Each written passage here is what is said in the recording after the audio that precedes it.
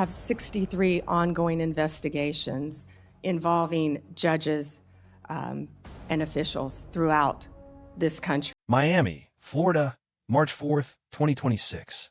At 5:47 a.m., federal agents quietly surrounded a two-story stucco home in Hialeah. The neighborhood was still asleep, families unaware. For the past 72 hours, a surveillance van had been stationed across the street. Inside, FBI Special Agent Rodriguez monitored infrared activity, counting 6 individuals inside, 6 targets. At exactly 5:48 a.m., agents breached the door. What they discovered was far more than a typical gang safe house. It was the central command hub of MS-13's entire South Florida operation. And the man inside the master bedroom wasn't a low-level member. It was Hector El Sombra Melendez, the third highest-ranking MS-13 leader in the continental United States. This raid exposed a criminal network that had quietly embedded itself into Miami's infrastructure for over 7 years. The initial search uncovered laptops, burner phones, and financial ledgers, standard evidence. But hidden beneath a false drawer under a bathroom sink, agents found something far more significant: a detailed roster. It outlined names, roles, territories, revenue streams, a complete organizational map of MS-13 operations stretching from Jacksonville to Key West. 73 names. 42 had never appeared on law enforcement radar. By 7:15 a.m., emergency protocols were activated. What followed became the largest coordinated MS-13 takedown in FBI history. But the case didn't start there. It began 3 months earlier, in December 2025, with something routine: a traffic stop. On December 18th, along Interstate 95 near West Palm Beach, a Florida Highway Patrol officer pulled over a Honda Civic for expired tags. The driver's nervous behavior raised suspicion. He refused a vehicle search, prompting a K-9 unit. The dog alerted to the trunk. Inside, $32,000 in vacuum-sealed cash and a Samsung tablet. The tablet wasn't locked. Within 18 hours, FBI analysts cracked its weak encryption. The messages revealed coordination between multiple criminal cells, detailing drop points, payment schedules, violence orders, and references to someone known as El Sombra. The FBI launched Operation Shadow Network. Investigators began mapping connections, tracking finances, and uncovering a deeper structure. MS-13 in South Florida wasn't just street-level crime anymore. It had evolved into a sophisticated criminal enterprise.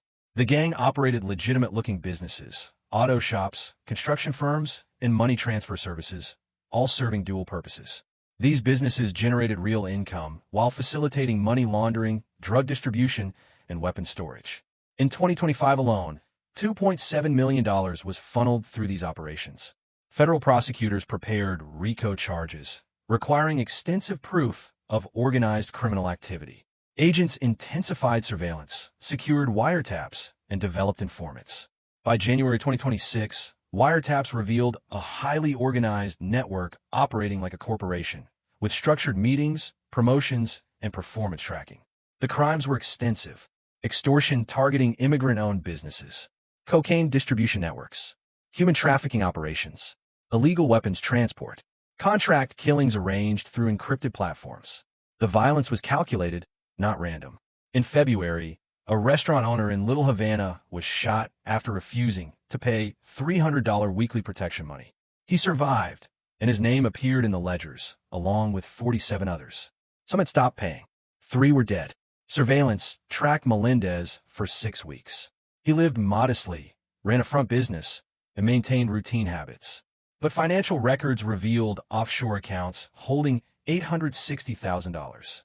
Despite prior arrests and a failed deportation attempt, he remained in the U.S., building a criminal empire.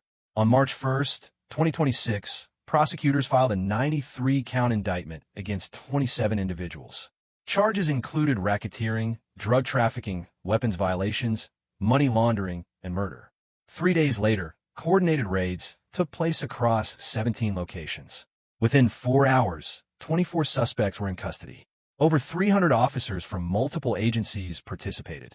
Evidence seized included firearms, drugs, cash, and trafficking victims. At one safe house, 4 migrants were found locked inside, held for weeks, and forced into debt. At a press conference, FBI officials confirmed the dismantling of a major MS-13 network, but warned the investigation was ongoing. 3 suspects remain at large. All arrested individuals were denied bail due to flight risk and danger to the public. The legal battle ahead will be long and complex, with thousands of documents, recordings, and financial records involved. Prosecutors are now leveraging cooperation deals to build cases from the ground up, targeting leadership through insider testimony. Melendez himself faces life imprisonment.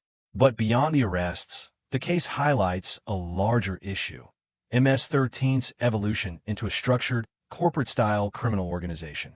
Its reach extends internationally, and dismantling one network does not eliminate the threat.